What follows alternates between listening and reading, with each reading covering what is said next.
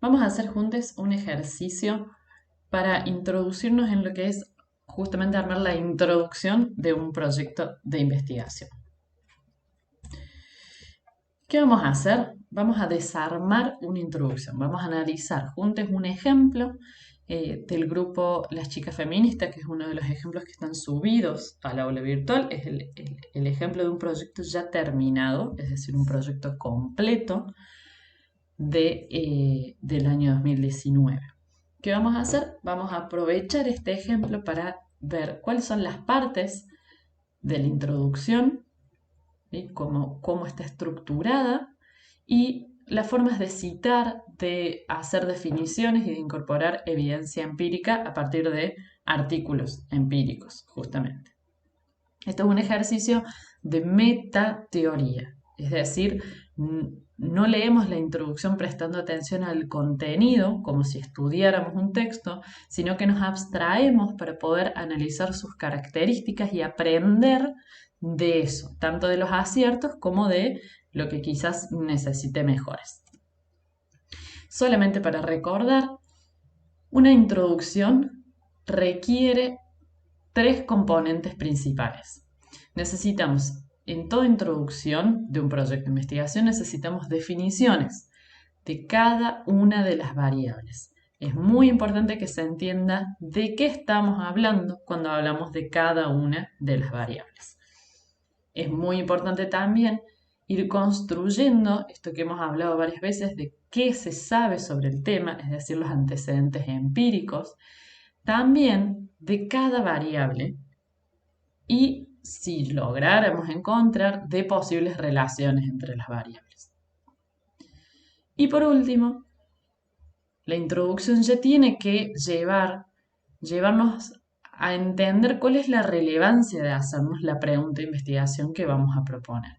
Esto no necesariamente implica decirlo de forma explícita, ¿sí? No necesariamente una introducción va a tener una frase que diga es importante hacer este proyecto porque, sino que la relevancia viene dada principalmente por la construcción a lo largo de la introducción de las lagunas del conocimiento, del impacto de la problemática que estamos estudiando, de su alcance, es decir, a cuántas personas afectan, o cuáles son las consecuencias que genera, o cuál es el potencial beneficio de algo que queremos estudiar. Bueno, como les decía, vamos a analizar el ejemplo de un proyecto terminado, es decir, la última entrega de un proyecto del año 2019 del grupo Las Chicas Feministas. El título del trabajo es Los estilos de crianza de los cuidaderes y la relación con la ansiedad en niñas y adolescentes. Vamos a ver, antes de entrar en detalle en la introducción, vamos a ver la pregunta de investigación. ¿Por qué? Porque la pregunta de investigación es a lo que la introducción debe llevar.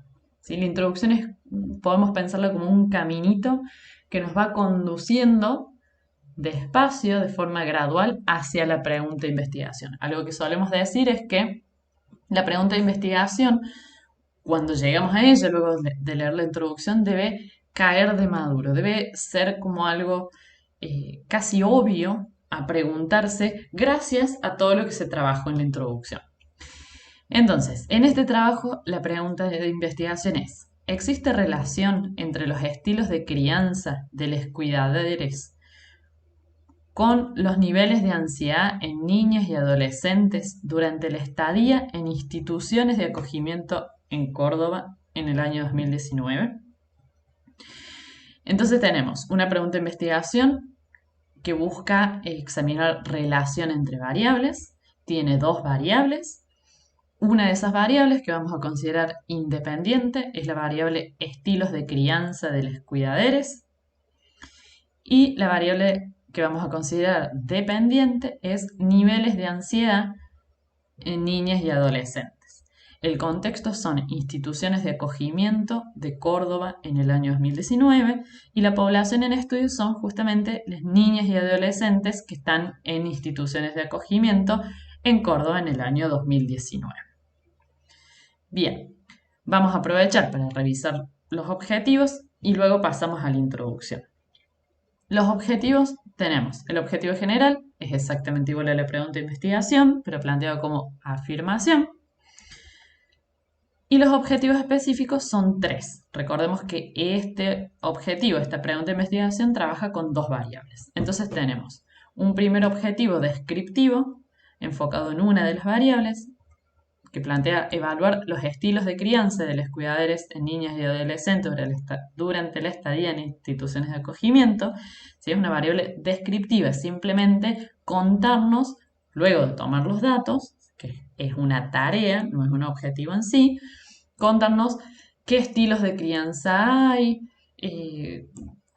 cómo se distribuyen, la mayoría tienen cierto estilo o se distribuyen entre los distintos estilos de crianza, etc. Luego una segunda variable descriptiva que es sobre los niveles de ansiedad en niñas y adolescentes. También durante la estadía en instituciones de acogimiento. Entonces, aquí podemos imaginarnos de nuevo que van a medir la ansiedad en niños y adolescentes que están en una institución de acogimiento y nos van a contar cuáles fueron esos niveles. Nos van a contar, por ejemplo, si lo miden de forma cuantitativa, nos van a contar la media, la mediana, nos van a contar los puntajes extremos, ¿sí? O si lo evalúan de forma tal que se clasifique a las niñas y adolescentes según el nivel en bajo, medio, alto. Bueno, nos van a contar cuántas personas en cada uno de esos niveles hubo y así, ¿sí? Son objetivos descriptivos. ¿Por qué? Porque estos objetivos descriptivos nos permiten llegar al objetivo inferencial, en el cual vamos a evaluar la relación entre estas dos variables que se propusieron en el objetivo general y por ende en la pregunta de investigación. Entonces, este objetivo específico propone evaluar la relación entre los estilos de crianza de los cuidadores con los niveles de ansiedad en niños y adolescentes durante la estadía en instituciones de acogimiento. Si se dan cuenta, acá no hace falta especificar de nuevo Córdoba 2019, por ejemplo, ¿sí? Es como se pueden plantear de forma más corta porque ya venimos del objetivo general y se entiende que estamos hablando de lo mismo. Bueno, teniendo en claro entonces cuáles son las variables en estudio, el contexto de la población y el tipo de estudio que se quiere hacer, vamos a revisar la introducción. Esta introducción está subida también en la carpeta de ejemplos con todas estas marcas por si prefieren verlo también de forma detallada. Analicemos la introducción. Yo utilicé distintos colores para ir marcando algunas cosas. Lo primero que vamos a hacer, vamos a ver, esta introducción tiene 1, 2, 3, 4 páginas, ¿sí? Y un poquitito. Eso es lo que se espera que ustedes logren hacia el final de año. Algo muy importante tener en cuenta es que no se trata de cantidad. Algo que suele pasar en las primeras entregas es que quizás escriben introducciones largas, pero que no cumplen con los objetivos que estuvimos hablando que tiene una introducción. Entonces, este ejemplo lo elegimos porque en 4 páginas resuelve todo lo necesario para un proyecto de investigación de las características de los que hacemos en esta asignatura. Bien, con amarillo he marcado todas las citas, ¿sí? Para que sean fácilmente distinguibles. Con celeste marqué todo lo que son las definiciones y con verde lo que tiene más que ver con marcar, fundamentar la relevancia del estudio, marcar la importancia de cierta variable. Y por último, con rosa marqué lo que son datos empíricos.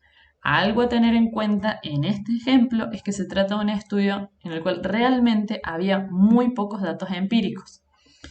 Entonces, los ejemplos son muy chiquitos, pero vamos a aprovecharlos para ver cómo se cita en el caso de citar estudios empíricos, justamente.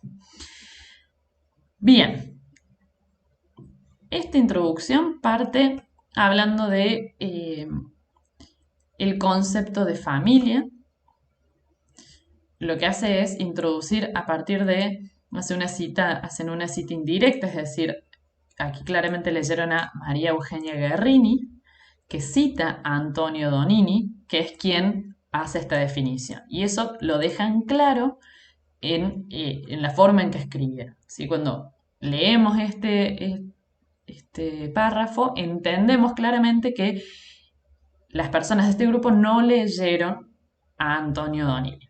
Dice, en un artículo relacionado con las intervenciones familiares, María Eugenia Guerrini, 2019, que es el año de publicación del texto que están citando, aporta un concepto importante del sociólogo argentino Antonio Donini, quien entiende a la familia como un conjunto de personas con vínculos.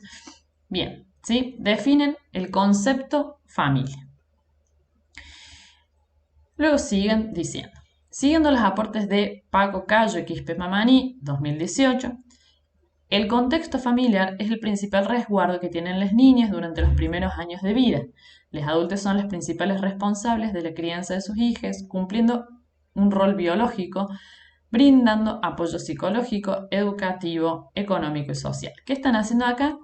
Primero definieron el concepto de familia y luego hablan de la relevancia de la familia, citando a otros autores. En este caso, también podemos aprovechar para ver que se trata de citas indirectas, es decir, no son citas textuales. Lo que hicieron las personas de este grupo fue leer este texto, entender la idea y plantearla con sus propias palabras. Acá citan a otro texto para decir que la práctica de crianza no es simplemente una acción de padres a hijes, sino que tienen otros componentes como cariño, cuidado y contención. ¿Sí? No tiene que ver con una acción, con una transmisión de información, sino que hay otros aspectos que son relevantes. Esto sirve como forma de hacer la transición entre plantear la relevancia de la familia y pasar a hablar de los estilos parentales, los estilos de crianza, que es una de las variables principales de este estudio. ¿Sí? Entonces vamos viendo esto de lo que hablamos en los videos sobre la guía de redacción, que tiene que ver con el hilo lógico, con ir pensando una lógica por la cual vamos a ir concatenando las ideas y los conceptos entre sí, de forma de que sea de fácil lectura, de que sea una lectura fluida y lógica. ¿Sí? Entonces hablan de familia, de por qué es importante la familia como entorno de crianza, de que la crianza no es solo una acción, sino que implica otros componentes, y conectan con los estilos parentales. ¿Qué van a hacer acá? Van a definir los estilos parentales en términos generales y luego van a definir y explicar brevemente cada uno de los estilos parentales.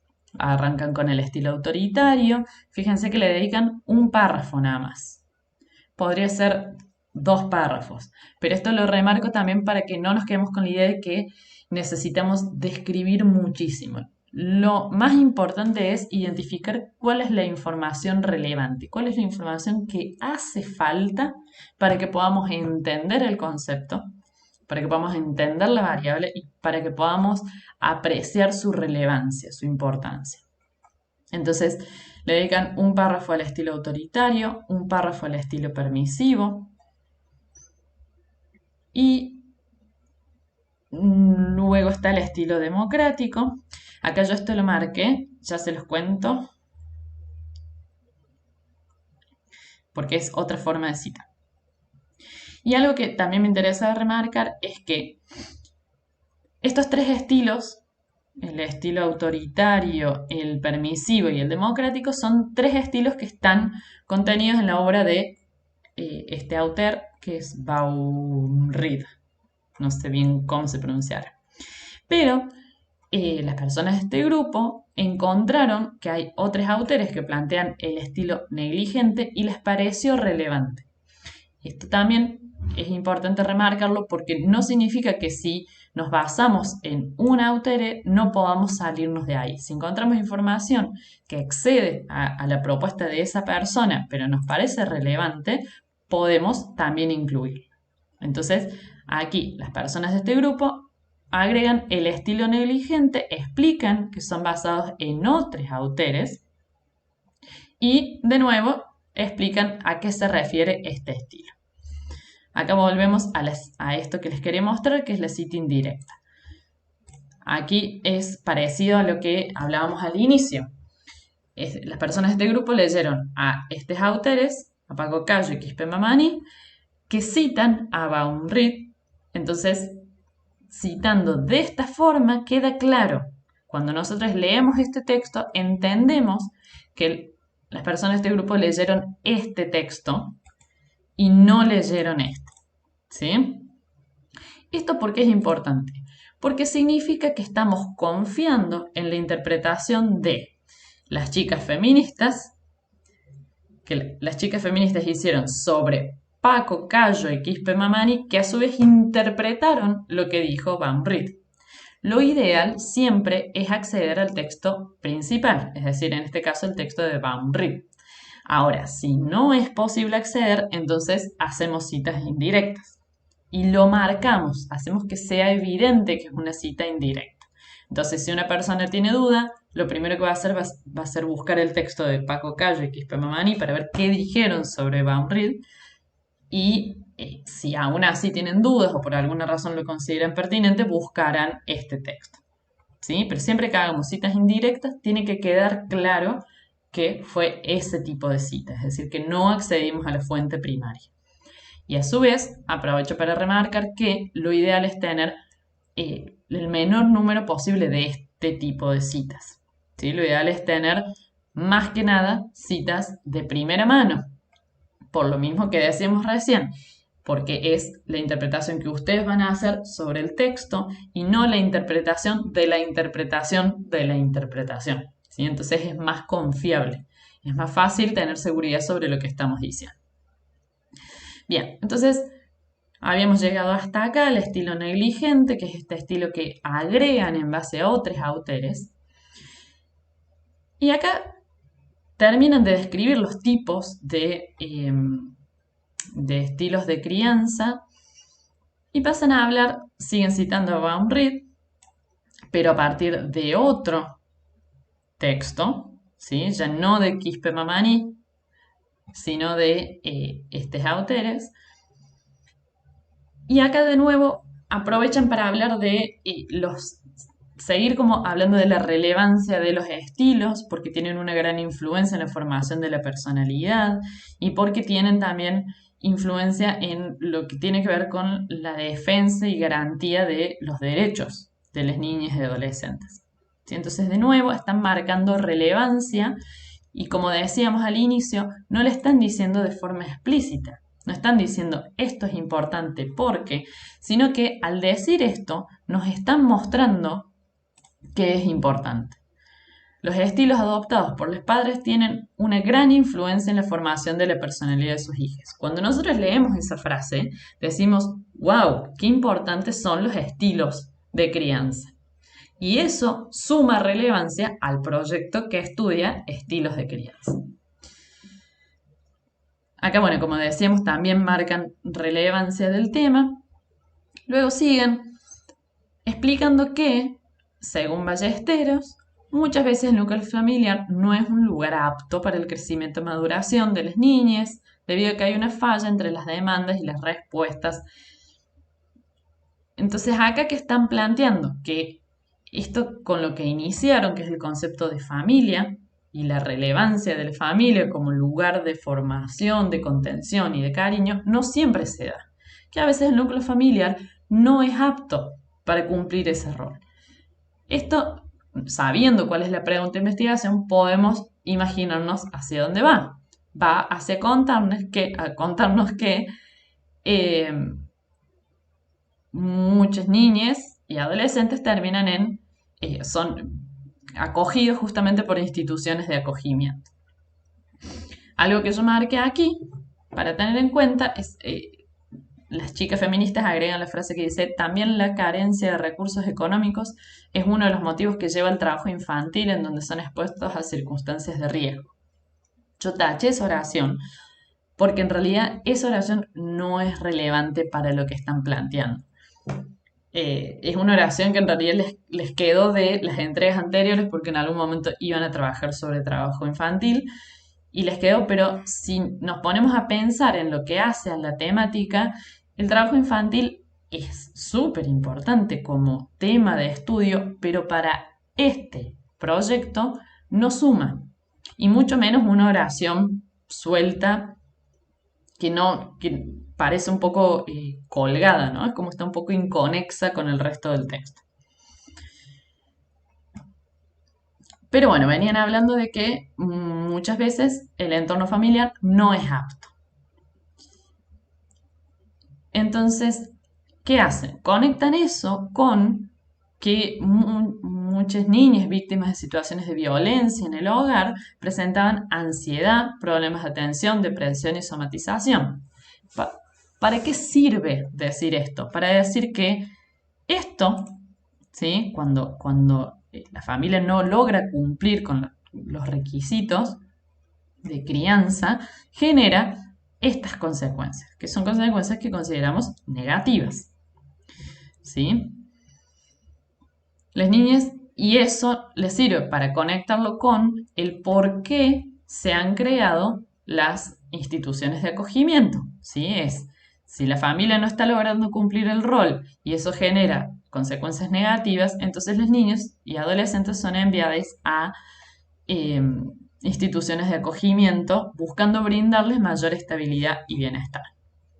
¿Se entiende cómo van haciendo la conexión entre los temas? ¿Qué hacen acá? Nos cuentan esto, nos dicen, nos presentan las instituciones de acogimiento como solución a estos problemas que vienen planteando y nos cuentan datos sobre Argentina y sobre Córdoba. ¿Cuántas niñas y adolescentes están en instituciones de acogimiento?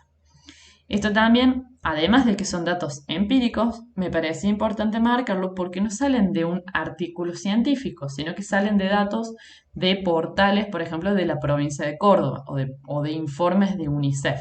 Es muy importante tener en cuenta estas fuentes de datos porque muchas veces, aunque no sean estudios científicos, son de fuentes confiables, ¿sí? Porque son fuentes, por ejemplo, del gobierno de Córdoba y de UNICEF, que nos sirven para entender mejor la problemática y también para remarcar su relevancia. Por eso yo lo pinté, bueno, lo pinté con rosa porque son datos empíricos, pero también podría ir de verde. ¿Por qué? Porque nos muestra la cantidad de personas que son afectadas.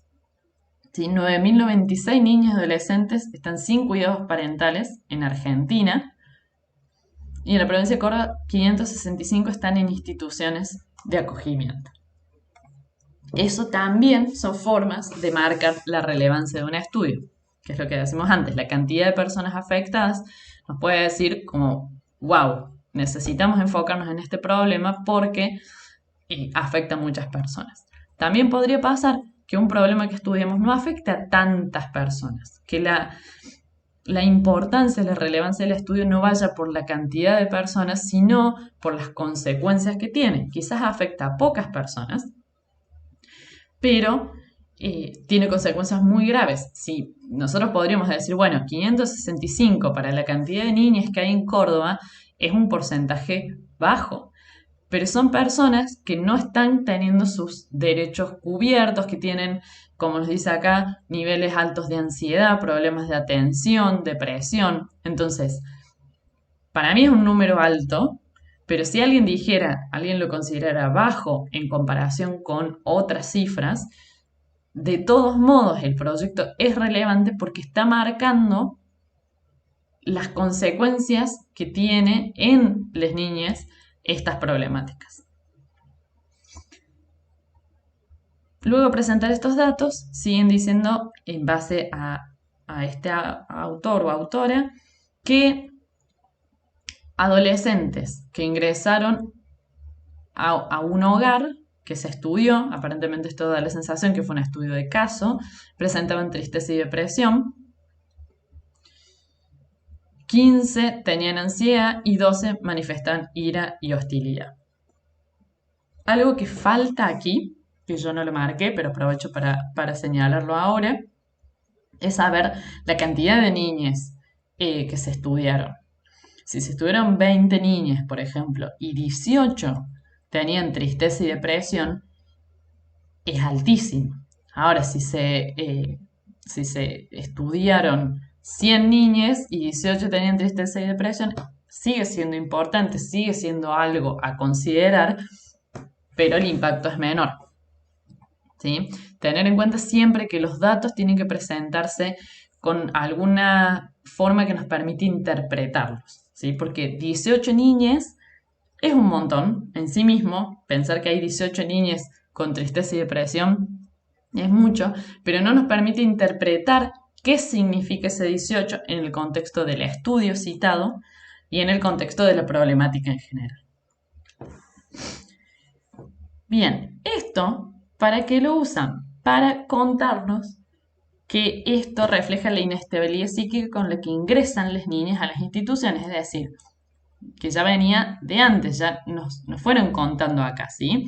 Nos fueron diciendo que hay hogares que no logran cumplir con los requisitos básicos de crianza, que eso genera ansiedad, depresión y que ese es el estado en el que entran las niñas y adolescentes a las instituciones de acogimiento. Luego de hacer todo este caminito que ya nos va quedando flotando en la cabeza lo importante que es este tema, definen ansiedad. ¿Sí? Nos dan la definición de ansiedad para que sepamos de qué estamos hablando de ansiedad. De qué estamos hablando, perdón, cuando hablamos de ansiedad. No podemos asumir que todos entendemos qué es ansiedad y tampoco podemos asumir que todos la entendemos de la misma forma, porque sabemos que muy probablemente al interior de los grupos que estudian ansiedad haya desavenencias u opiniones encontradas, entonces no podemos simplemente hablar de ansiedad como si todos supieran de qué estamos hablando, sino que necesitamos definirlo. ¿Sí? Lo mismo que decíamos antes, todas las variables tienen que estar definidas. Entonces definen ansiedad en base a estos autores. Algo que podemos marcar aquí es la diferencia entre esta cita y esta cita. ¿Cuál es la diferencia? En este párrafo, este autor o autora está incluido como parte del texto. ¿Sí? Nos dice, en un estudio realizado por Ballesteros se comprueba que... Plim, plim, plim, plim. En cambio acá, en esta oración, lo que hace es decir, una de ellas es la ansiedad, que es definida como un trastorno que experimenta todo ser humano de manera normal en algún momento del desarrollo. Y entre paréntesis están les autores. ¿Por qué marcamos esta diferencia? Porque son dos formas de citar. En ambos casos las citas son paráfrasis, es decir, no son citas textuales, sino que el grupo, las chicas feministas leyeron Ballesteros y lo explicaron con sus palabras, y leyeron Sancho y Pita y lo explicaron al concepto con sus palabras.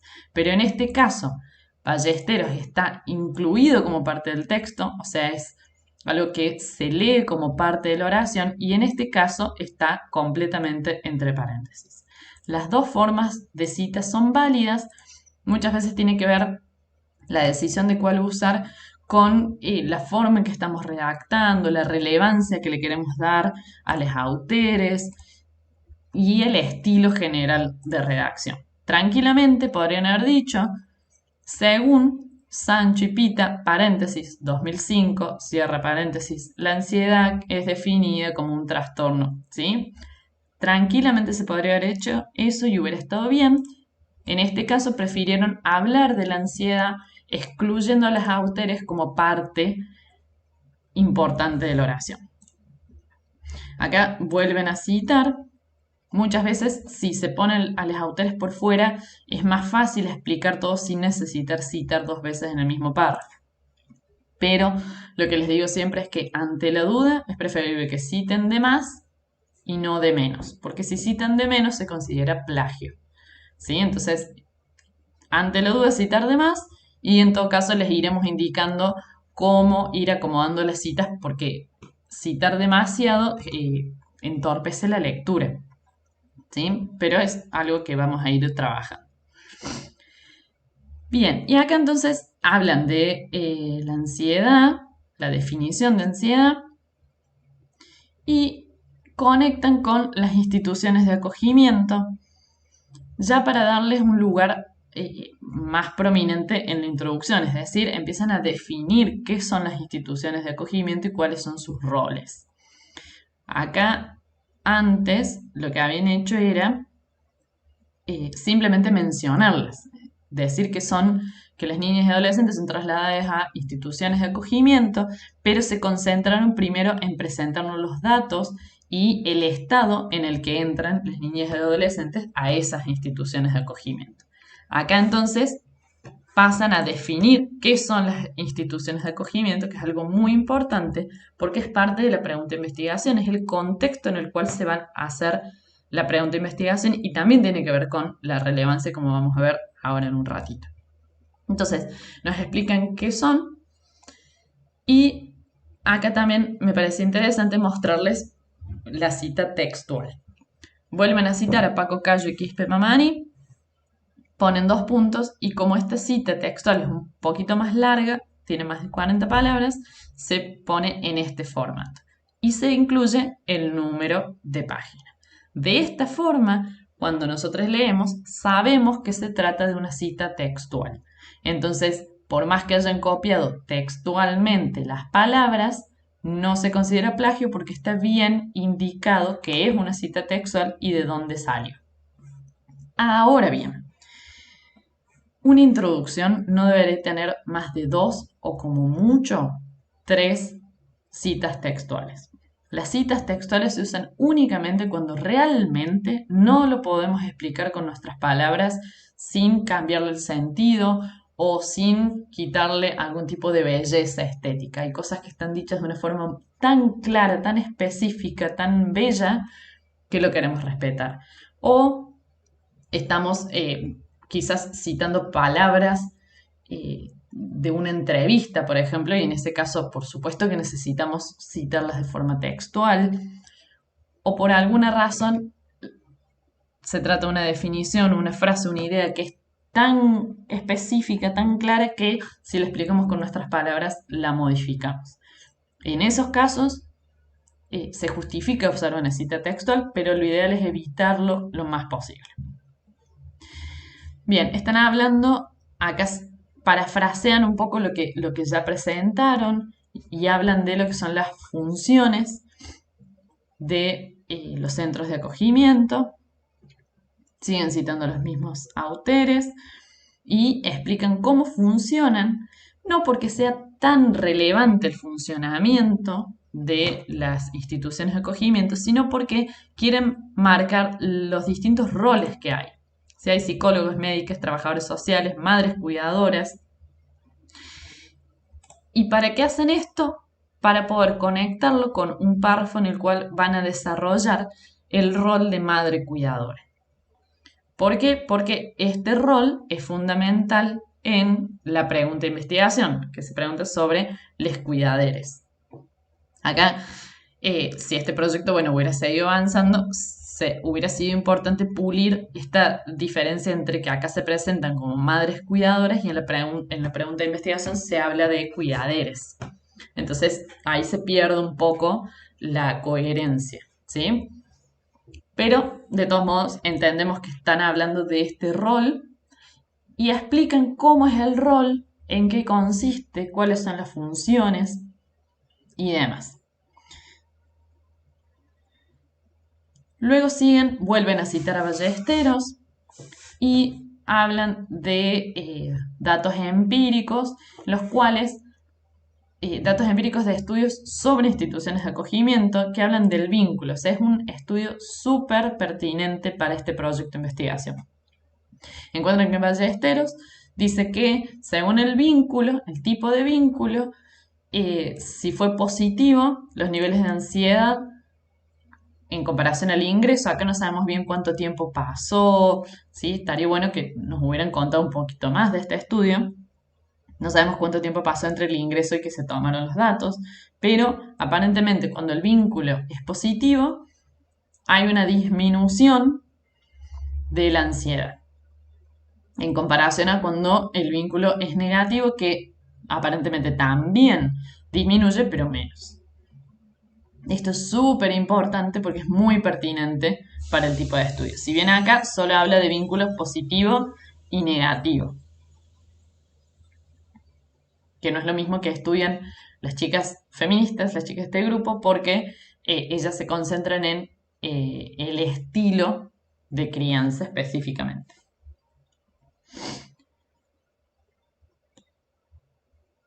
Y acá siguen hablando también, bueno, de un poco de lo mismo, o sea, acá hablan de que según el tipo de vínculo disminuyó más o menos la ansiedad, y acá hablan de que cuando la adaptación personal no es adecuada, hay disminución de la autoestima y aumento de los niveles de ansiedad. Acá no está bien explicitado, nosotros podemos inferir que se trata de datos empíricos, lo ideal es que lo expliquen mejor.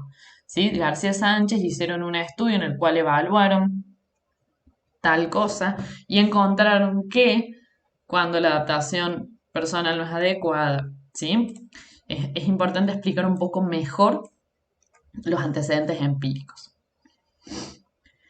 Y de esta forma, eh, también lo que hacen es ya y pasar el cierre de la introducción, en el cual sí hacen un poco más explícita la importancia del proyecto, si bien ya se viene sintiendo la relevancia, ¿sí? Nos hablaron del impacto negativo, nos hablaron de la importancia de los estilos de crianza, nos hablaron del impacto negativo que tiene cuando la familia no logra cumplir su rol básico. Nos hablaron de los niveles de ansiedad y depresión que suelen tener los niños y adolescentes al ingresar a las instituciones de acogimiento y nos citaron a algunos antecedentes empíricos que remarcan cómo los vínculos que se establecen al interior de la institución de acogimiento pueden tener un impacto de disminución de la ansiedad cuando son positivos. Y acá lo que nos van a decir es que eh, bueno, es necesario investigar la relación entre los estilos de crianza y los niveles de ansiedad, o sea, están presentando la pregunta, y remarcan que hay escasez de estudios con respecto a este tema, lo cual en este caso es muy cierto, había muy pocos estudios sobre este tema, y en vista que son muchas las niñas alojadas en institución de acogimiento, esto que hablábamos recién, y por las condiciones de vulnerabilidad en las que viven. Las dos cosas que hablábamos es no solo la cantidad de niñas que viven en esta situación, sino la vulnerabilidad en la que viven, el impacto negativo que tiene en sus vidas esa situación. Y por eso se considera un tema relevante para ser estudiado. Cierra la introducción, se pasa a presentar la pregunta, objetivos e hipótesis. Ahora revisamos la hipótesis en un segundo. ¿Sí? La idea de hacer este análisis de la introducción es ir viendo el caminito recorrido por las autoras. Insistimos en que los ejemplos no se trata de ejemplos perfectos, hay muchas cosas para mejorar, algunas yo ya las fui marcando justamente, esto de explicar mejor los estudios empíricos y demás, pero es una introducción que está bien lograda en cuanto cumple los requisitos básicos de una introducción, que decíamos recién, define todas las variables, nos cuenta que se sabe sobre el tema y remarca la relevancia del proyecto, de la pregunta de investigación.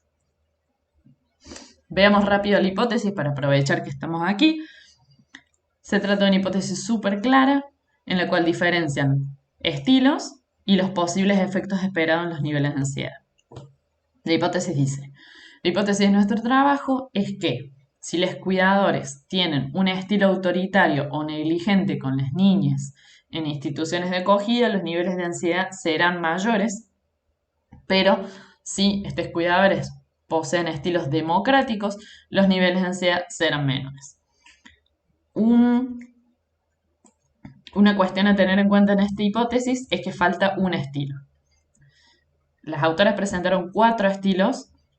Para que la hipótesis esté completa nos faltaría el cuarto estilo que no esté incluido. Y de nuevo, a lo que marcábamos es que aquí hablan de cuidadores cuando en el momento de desarrollar ese rol los presentaron como madres cuidadoras, ¿sí? Es importante tratar de mantener la coherencia en la forma de nombrar las variables. Bien, entonces decíamos que esta introducción que revisamos, si bien no es perfecta, cumple con los requisitos básicos de presentar las definiciones de cada variable, presentar qué se sabe. Acá sí se quedó un poco corta en cuanto a que no aprovecharon para presentar antecedentes empíricos sobre cada variable en sí. Eh, Podrían haber presentado algún que otro antecedente empírico sobre los estilos de crianza, cuando hablan de el impacto que tienen los estilos de crianza en la personalidad, por ejemplo. Eso hubiera estado bueno que se apoyara en estudios empíricos. Y también en relación a la ansiedad. ¿Por qué es importante la ansiedad? Que más allá de la definición teórica, ¿qué antecedentes empíricos, que estamos hablando de uno o dos, no demasiado, pero antecedentes empíricos que nos hablen de la importancia, ya sea por los impactos negativos que tiene la ansiedad, ya sea por la cantidad de personas que afecta en el mundo o en nuestro país? ¿Sí? Ahí se podrían haber incluido antecedentes empíricos que den mucha más fuerza y claridad a la introducción. Y también está muy bien trabajado la relevancia. ¿Sí? De eso vamos leyendo la introducción y no nos quedan dudas de que es importante realizar este proyecto. Y a su vez, estos tres componentes deben ser presentados de forma coherente, fluida y clara, que son aspectos que se trabajan en la guía y en los videos, pero básicamente la coherencia tiene que ver con la estructura que veníamos viendo, la fluidez con la conexión entre los párrafos, entre las oraciones, entre las ideas, y la claridad con utilizar un lenguaje que sea justamente claro, que diga lo que quiere decir, no complicarlo con palabras innecesarias, no repetir muchas veces lo mismo si no es necesario, ¿sí? Ir al grano. La ciencia se caracteriza por un lenguaje que busca ser claro y sencillo. Bien, entonces, consejos para lograr una buena introducción. Identificar las definiciones a medida que van leyendo textos, aprovechen para extraer las definiciones. Y extraerla implica, si quieren, pueden copiarla textual como forma de extracción, pero siempre identificando de qué texto lo sacaron, en qué página estaba, etc. Y hacerlo de forma organizada, de modo que luego ustedes puedan, por ejemplo, leer las distintas definiciones que extrajeron y ver cuáles son las similitudes y cuáles son las diferencias entre esas definiciones de forma que puedan ustedes plantearlo, que ustedes puedan construir la definición a partir de estos aportes, siempre citándolos, por supuesto. También buscar artículos empíricos, como decimos recién, sobre cada una de las variables y no solo artículos sobre la relación entre las variables, ¿sí? Para poder explicar la relevancia de cada variable en sí misma, la importancia, qué afecta, qué no afecta, por qué es afectada, etc. Y también poder pensar en la relevancia del tema desde distintos puntos de vista, tanto amplios como bien específicos. De esta forma también van a poder construir ustedes su introducción de modo tal que quede claro, que sea evidente justamente estas fundamentaciones que pensar. Algunas preguntas que pueden ayudar son: ¿por qué es importante el proyecto? ¿Qué aporta que todavía no se sepa? ¿A cuántas personas afecta? ¿Cuál es la gravedad de ese efecto? ¿Cuáles son los potenciales beneficios del estudio? ¿Por qué sería importante hacerlo ahora ese estudio? ¿Por qué sería importante hacerlo acá? ¿Sí? No significa que deban responder todas esas preguntas en su introducción, son solo preguntas para que les ayude a pensar a la hora de armar su introducción para justificar y fundamentar la relevancia de la pregunta que se están haciendo.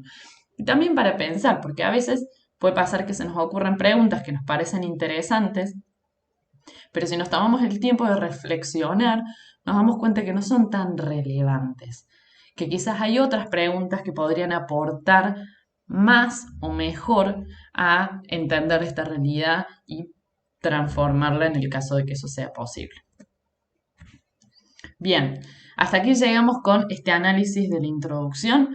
Esperamos que les haya sido útil y les invitamos a hacer el mismo ejercicio con el otro ejemplo disponible en la carpeta de introducciones, perdón, de proyectos que están completos y también lo pueden hacer con el ejemplo de la entrega 1 del grupo Blue, que esa tiene correcciones. Entonces quizás ahora, luego de haber hecho este ejercicio, pueden entender mejor las correcciones realizadas a esa introducción.